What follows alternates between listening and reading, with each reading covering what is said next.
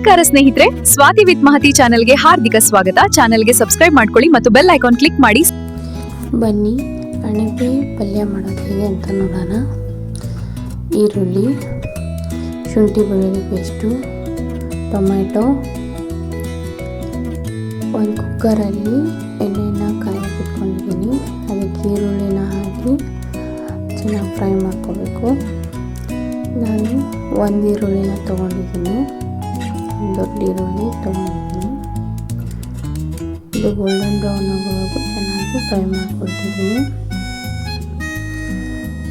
ಇದಾದಮೇಲೆ ನಾನು 2 ಟೊಮೆಟೊನ ತೊಗೊಂಡಿದ್ದೀನಿ. ಎರಡು ಟೊಮೆಟೊನ ಇದಕ್ಕೆ ಹಾಕ್ತೀನಿ. ಅದನ್ನು ಕೂಡ ಚೆನ್ನಾಗಿ ಫ್ರೈ ಮಾಡ್ಕೋಬೇಕು. ನೆಕ್ಸ್ಟು ಶುಂಠಿ ಬೆಳ್ಳುಳ್ಳಿ ಪೇಸ್ಟ್ನ ಆ್ಯಡ್ ಮಾಡ್ಕೊತಿದ್ದೀನಿ. ಆಮೇಲೆ ಅಣಬೆ, 1 ಸ್ಪೂನು ಉಪ್ಪು, ನೀರು ಹಾಕಿ ಕುಕ್ಕರಲ್ಲಿ ಬೇಯಕ್ಕೆ ಇಟ್ಕೊಳ್ತೀನಿ.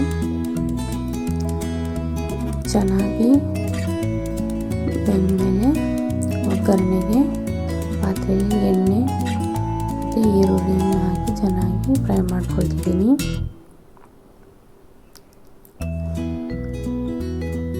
ಇದಾದಮೇಲೆ ನಾವು ಬೇಯಿಸ್ಕೊಂಡಿದ್ವಲ್ವ ಆ ಮಶ್ರೂಮ್ನ ಹಾಕ್ತಾಯಿದ್ದೀನಿ. ಅದನ್ನು ಕೂಡ ಚೆನ್ನಾಗಿ ಮಿಕ್ಸ್ ಮಾಡಿಕೊಂಡು 1 ಟೀ ಸ್ಪೂನಷ್ಟು ಖಾರದ ಪುಡಿ, ಚಿಟಿಕೆ ಅರಿಶಿನ, ಆಮೇಲೆ ಒಂದು ಅರ್ಧ ಸ್ಪೂನಷ್ಟು ಚಿಕನ್ ಮಸಾಲ ಹಾಕ್ಕೊಂಡಿದ್ದೀನಿ. ಚೆನ್ನಾಗಿ ಮಿಕ್ಸ್ ಮಾಡಿಕೊಂಡು ಚೆನ್ನಾಗಿ ಕುದಿಸಬೇಕು.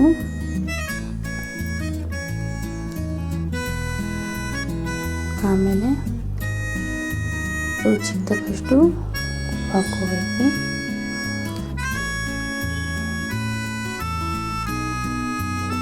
ಉಪ್ಪು ಹಾಕ್ಕೊಂಡು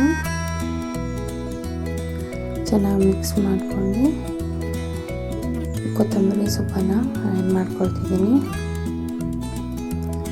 ಕೊತ್ತಂಬರಿ ಸೊಪ್ಪನ್ನು ಕೂಡ ಹಾಕಿ ನೀಟಾಗಿ ಮಿಕ್ಸ್ ಮಾಡಿಕೊಂಡು 2 ಕುದಿಯಷ್ಟು ಚೆನ್ನಾಗಿ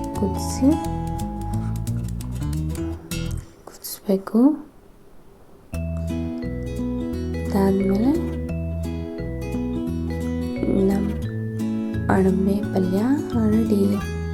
ನನ್ನ ವಿಡಿಯೋ ನಿಮ್ಗೆ ಇಷ್ಟ ಆಗಿದ್ರೆ ಲೈಕ್ ಮಾಡಿ, ಶೇರ್ ಮಾಡಿ. Thank you. Please do support.